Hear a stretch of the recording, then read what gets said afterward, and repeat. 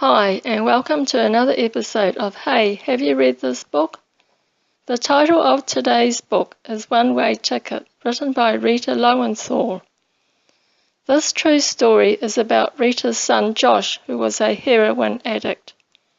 From an early age, Josh was overconfident and liked to take risks. His older brother was more cautious and self-disciplined. When Josh was 12 years old, he became obsessed with music, the Beatles, and long hair. He started to hang out with friends who were older than himself. As the boys were growing up, Rita went back to college. In 1970, when Josh was only 13, he started to use heroin. He stole things such as his parents' best silverware and his mother's sewing machine to get cash to support his habit. Rita was always so worried about Josh that her eldest son Mark felt neglected. After leaving home, Josh would steal steaks and jeans which he sold to get his next fix. He would often get caught and end up in prison. Rita's close friends were also having problems with their children on drugs or alcohol. Some of these kids were also suffering from depression. Even though Josh dropped out of school in the 9th grade, he was very bright and was able to help his mother tutor high school kids in any subject except advanced math. He liked the kids and they liked him. Josh was also a talented musician and spent some time studying music and then taught guitar. Rita tried sending Josh to different schools and rehabilitation programs, but nothing really worked. Rita was often stressed. As well as Josh's addiction, she was dealing with a breakdown of her marriage and beginning a career in social work. Rita always loved her son, but she didn't like what he was becoming. Rita was always hopeful that Josh would be able to kick his drug habit. Rita and Josh's father did their best to help Josh, but it seemed to be a lost cause.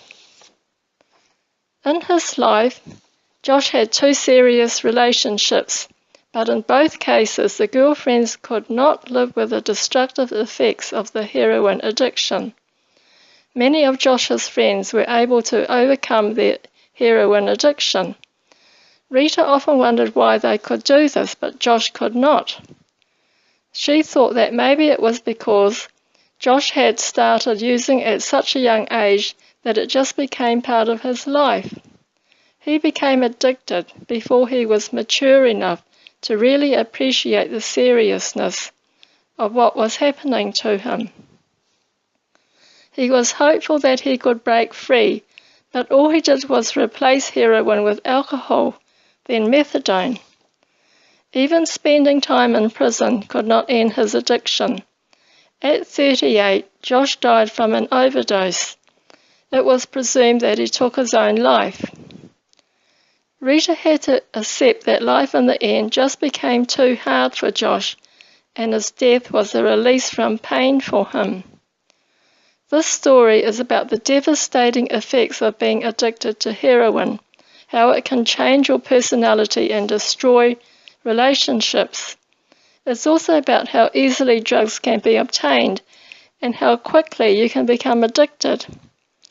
This book will remind the reader about the consequences of using drugs, the endless suffering it can cause, and how hard it is for an addict to give up drugs. So obviously there's no easy answer to overcoming drug addiction, but I think the addict is not the criminal in the story, but rather the victim. If our focus is on why heroin and other illegal drugs are so easily available, then perhaps we could begin to solve this massive problem. Countries like the USA, where drug abuse is widespread, could look for the solution in Singapore, which has one of the lowest prevalence of drug abuse in the world. Singapore's strict laws and harsh penalties are strong deterrents for would-be traffickers. This book was sensitively written, and I would recommend it to anyone concerned about drug addiction. Thanks for watching.